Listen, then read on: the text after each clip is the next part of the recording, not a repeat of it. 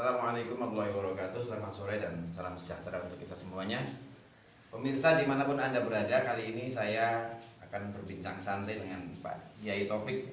Assalamualaikum Pak Kiai. Waalaikumsalam warahmatullahi wabarakatuh. Saya kenal beliau itu seorang tokoh yang multidisiplin, profesi ya. Dari pengalaman organisasi, Pak Taufik segudang dengan pengalaman organisasi ya. IPNU juga ya. Beliau adalah ketua PMI cabang Silat tahun berapa Pak Taufik? 2000. Tahun 2000. Saya termasuk juga bagian dari itu Pak Taufik ya. Yang kedua pernah jadi ketua KPU tahun 2003-2008. Juga pernah jadi ketua FKUP dan terakhir jadi ketua partai Pak Taufik ya. Jadi ini kalau lihat disiplin profesinya itu luar biasa. Tapi kali ini saya akan mengorek beliau. Hari ini saya akan bincang-bincang santai terkait dengan sosial politik Pak Taufik ini ya. Siap. Oke. Begini Pak Taufik, ini dekade terakhir ini dari 2010 sampai puncaknya tahun 2020 ini kita lihat banyak aliran-aliran kelompok-kelompok yang mempertontonkan simbolisme agama Pak Taufik ya. Komentar Anda bagaimana Pak Taufik? Ya, bahwa efek dari Arab Spring di mana negara-negara di Timur Tengah mengalami gejolak dengan berbagai gejolak, demikian pula dengan negara Islam terbesar di dunia. Maksud saya negara Indonesia sebagai negara dengan jumlah pemeluk agama Islam terbesar ya. Tentu bukan tidak mungkin karena memang banyak sekali warga negara Indonesia yang dalam tanda petik mendapatkan pengkaderan di negara Timur Tengah, yang Saudi Arabia dengan faham Wahabinya, maka gerakan-gerakan Wahabisme yang menggunakan tagline kembali kepada Al-Quran dan As-Sunnah ya, menganggap semua yang tidak secara tegas tersirat di dalam Al-Quran maupun Al-Hadis itu sesuatu yang bid'ah. Dan bagi Wahabisme ini tegas, kullu bid'atin dolalah, kullu dolalah finnar. Setiap yang bid'ah adalah dolalah, sesat, dan setiap yang sesat adalah yang neraka. Ini yang menjadi pangkal bagaimana kemudian pertautan ideologi ini begitu kerasnya di negara kita, karena masuknya Islam Indonesia ini dibawa oleh para ulama, para wali yang itu juga dari Hadramaut, Yaman, walaupun ada yang mengatakan dari Gujarat, memang iya, Parsi, Gujarat, Yaman, yang menggunakan corak keberagamaan yang sofistik dan menampilkan ajaran Islam yang dipandang oleh kelompok Wahabi ini abu-abu. Tidak jelas itu ya. Tidak jelas. Bahkan karena memang Indonesia ini satu entitas yang unik, terutama Jawa, para wali kemudian menyebarkan agama Islam di Indonesia ini dengan mengakomodir dalam tanda petik budaya-budaya lokal yang itu memang secara tegas tidak bertentangan dengan syarat. Bahwa kemudian ada modifikasi, misalnya kebudayaan tumpeng, kebudayaan lain-lain, itu modifikasi sifatnya, tetapi bagaimana agar itu tidak bertentangan dengan syariat. Terima kasih lah. Ini sekarang mobilisasi atau hiroh ya, gerakan-gerakan Islam yang rodo ke sana Pak Taufik ya. Saya lihat puncaknya itu kan ketika pilkada di DKI ya Pak Taufik ya. Ketika bagaimana mobilisasi 212 yang begitu sangat masif, seolah-olah mempertontonkan show of force ya. Ini loh kekuatan kita. Dan itu ternyata juga ampuh juga menurut orang-orang itu, dalam tanda petik ya, terpilihnya bukan incumbent. Komentar Pak Taufik gimana?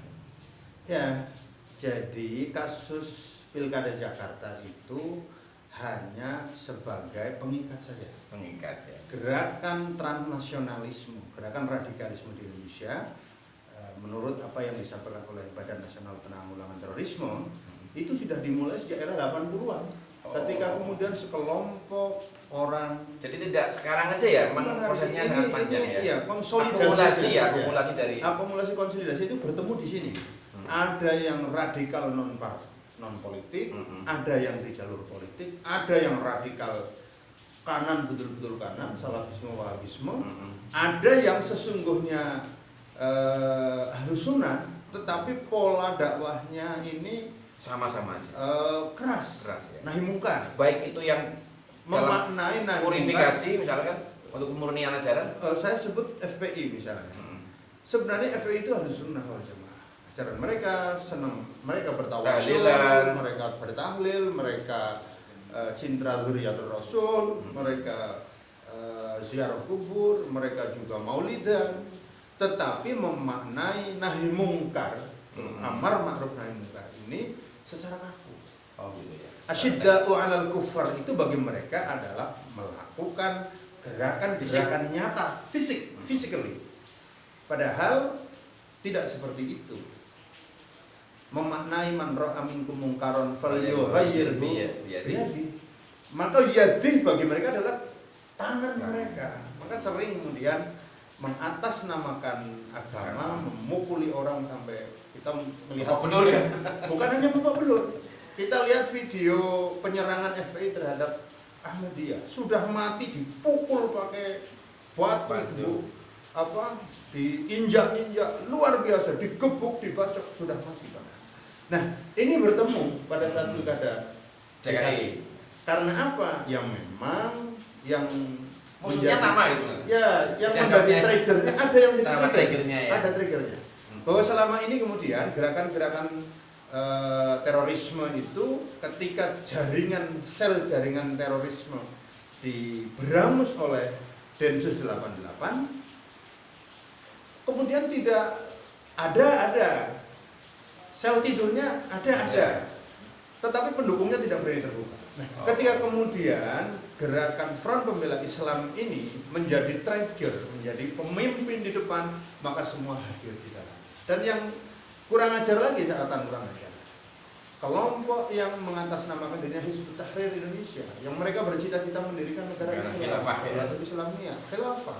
Mereka juga merasa mendapatkan pembelaan, mendapatkan tempat justifikasi lah ya, justifikasi dari para habaib dan Front Pembela Islam, sehingga bendera yang sudah jelas-jelas itu bendera HTI kemudian tidak diakui sebagai bendera HTI dan menjadi bendera Taufik.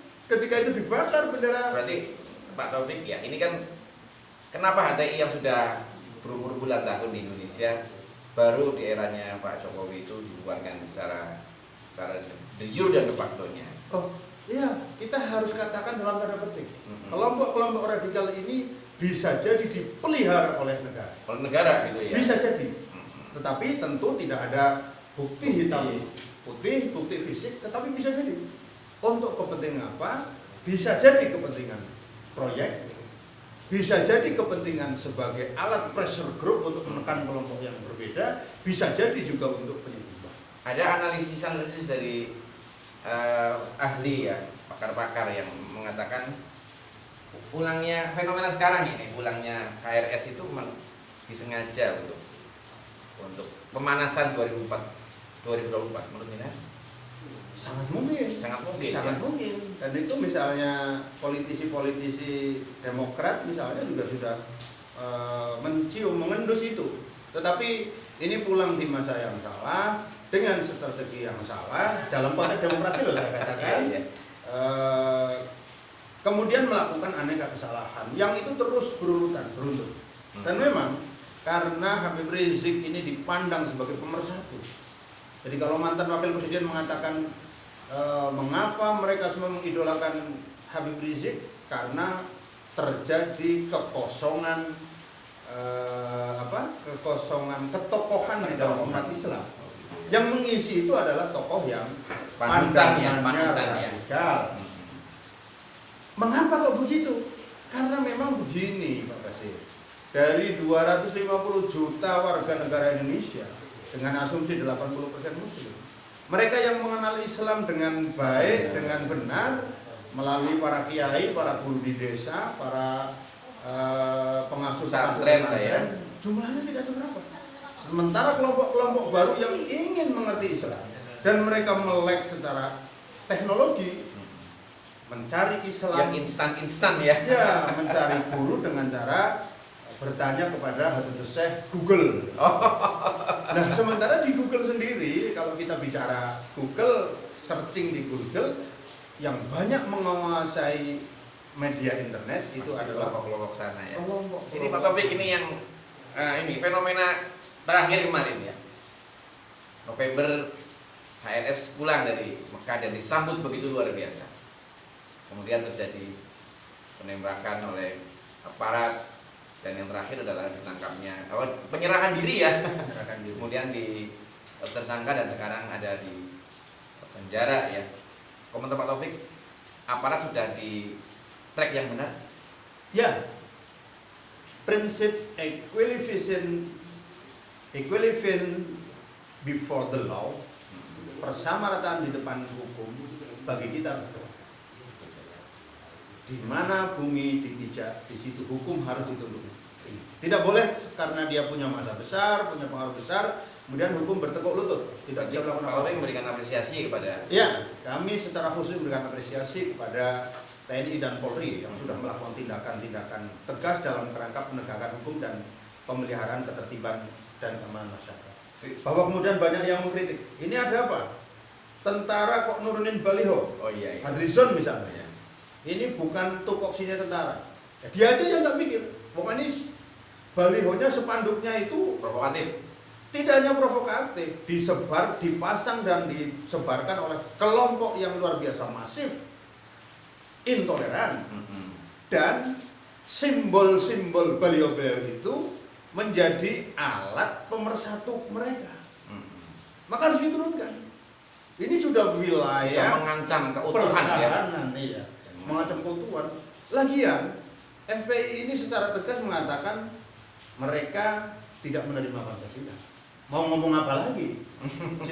Visi mereka adalah Indonesia bersyariah. Indonesia menggunakan syariat Islam, sama kan? Negara Islam, Islamic State. Iya. Tapi mereka menolak kalau dikatakan tidak akan memperjuangkan ISIS. Menolak. Padahal Jubir FPI Munarman itu sudah menyatakan kesetiaan terhadap Abu Bakar Al-Baghdadi terhadap ISIS. Sudah mau ngomong apa lagi? Maka ini sudah wilayah ketahanan. Tentara harus turun karena diturunin polisi, dinaikin lagi. Diturunin sama Satpol PP. Satpol PP-nya yang gugur bisa-bisa. Ya tentara yang turun lah.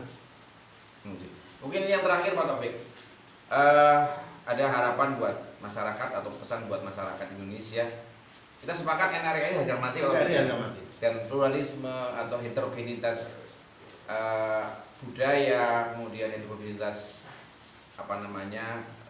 bahasa dan lain sebagainya di Indonesia kan luar biasa ya.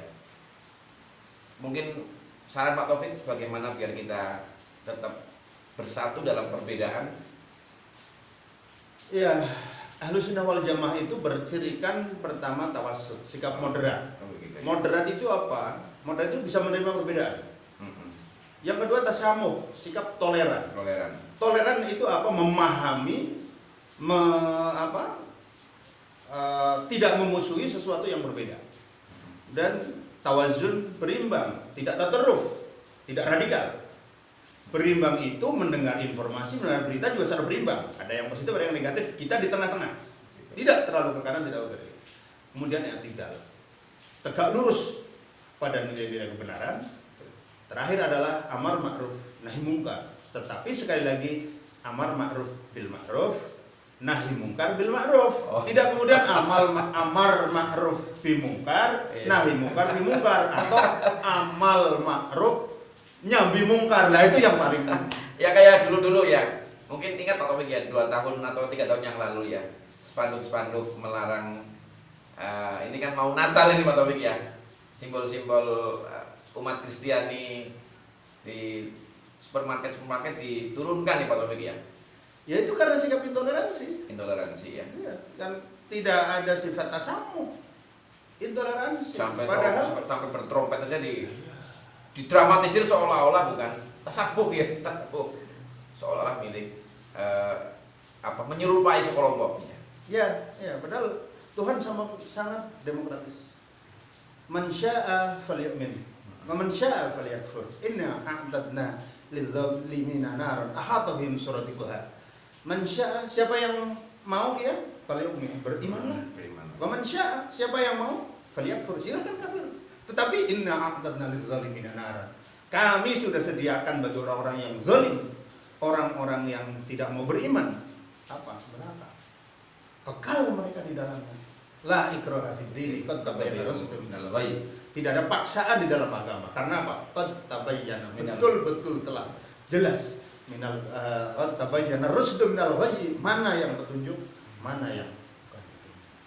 Terima kasih Pak Taufik, ini walaupun hanya sebentar tapi kelihatan bahwa Pak Taufik itu pantas untuk kita jadikan bahan referensi, bahan untuk bincang-bincang Pak Taufik ya. Siap. Silakan pemirsa sekalian di mana-mana berada. Tadi kita bincang-bincang Pak Taufik tentang sosial politik ya dan agama.